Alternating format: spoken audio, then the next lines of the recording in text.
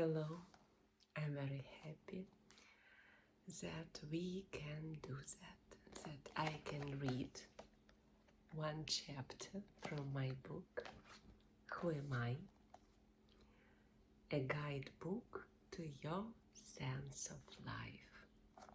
This book has been published recently and it is published by Austin Makaleo.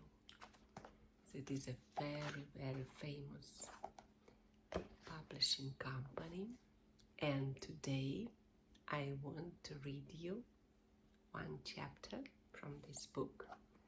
I hope that this chapter will inspire you, will give you wonderful and inspiring thoughts about your future, about you, about your sense of life.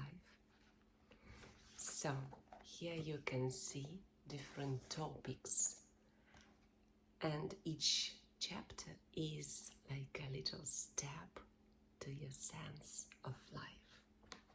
So let's start. I was born. You see, beautiful feet. Everything starts from our birth. We are born with ready-made potentials to all our questions. We haven't opened our eyes yet, as our main basic values and emotions are imprinted in our soul.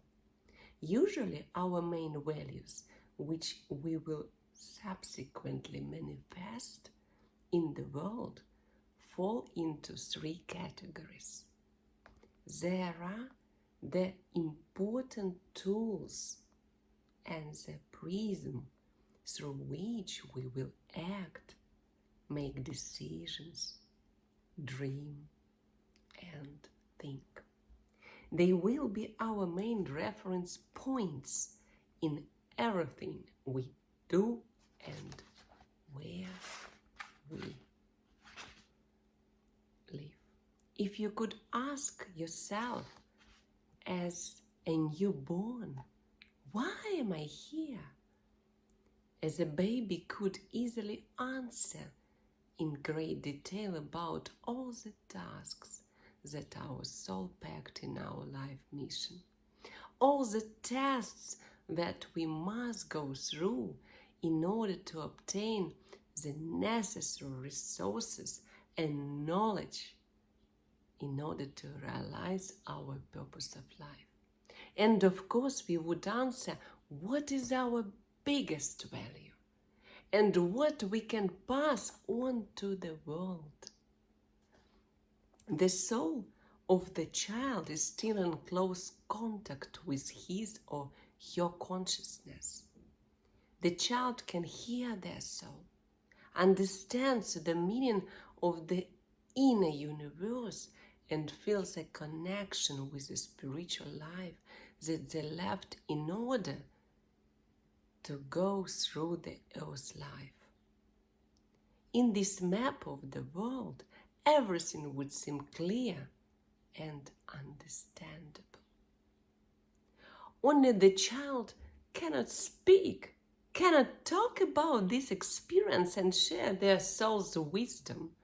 All this knowledge is stored keep within them. They look at the people around through this deep emotional knowledge, through their values, their mission. You may ask, why is everything so complicated? Why didn't they get the opportunity to share or save this knowledge for a longer period, so that later, as an adult, they would be able to broadcast it into the world? The answer is always, I guess it would be too easy for the soul.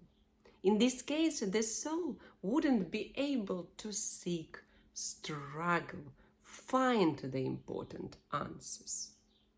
Through suffering, go through karmic trials and of course wouldn't evolve. The purpose of the soul on the earth is to become better. With each incarnation, it tries to get closer to the source of divine light. And only in this way, through constant search and soul searching, a person goes through all the necessary stages to improve it. With each passing year, the world around us affects our personality. First, there are patterns whom we chose initially before our birth, before our coming. Then grandparents, our teachers, and other participants of our life in our evolution. Everyone, without exception, is a necessary element of our development. They can be loving, or vice versa, they can cause problems and pain. But this is how we get to the truth. This is our plan with our own strategy for achieving meaning. It was as if we had drawn for ourselves a step-by-step plan with all the necessary difficult or successful moves. And we shouldn't blame anyone for our hardship or pain. Our souls assumed that we would find important clues through these events and these people. Like screenwriters, we have created a personal play in which we are now living. And when our life is interrupted and we occur in the spiritual world, we will turn on our film and reconsider what we actually did. We are going through the stage of childhood, and it is the most significant part for our scenario of the future. It is exactly when our parents or teachers need to be extremely attentive to our interests, our behavior. And if their knowledge and love for us are enough to determine our predisposition to the professions, then it will be easier for us to find our way in life.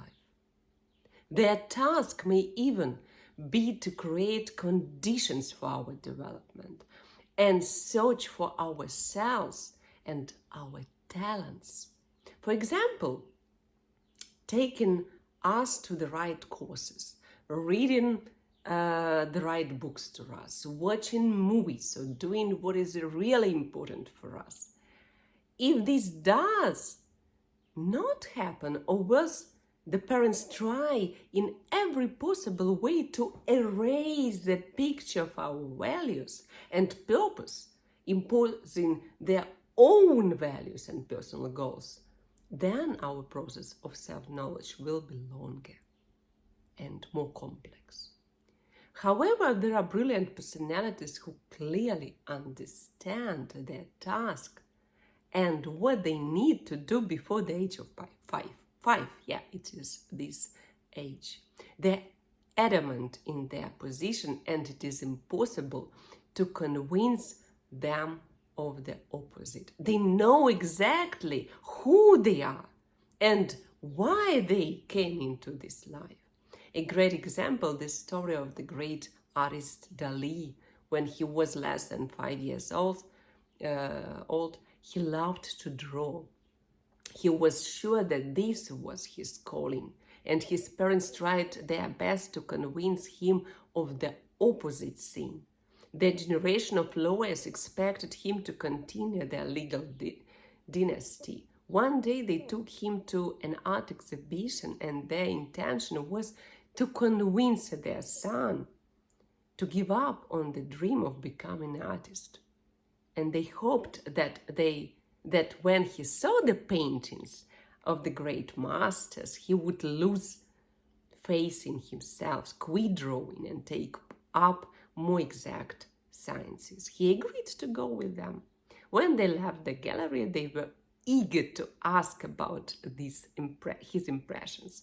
They were almost certain that he would agree with them and accept the fact that he would never be like the great artists. Well, do you see what real art is? Do you understand that you will never be able to paint like this? Parents asked. Yes, answered he. And his parents almost applauded at their successful operation. I will not draw like them. I will draw better than these artists. Do you see how it couldn't be possible to break his belief by any other convictions? His soul was strong in its intention to create and give people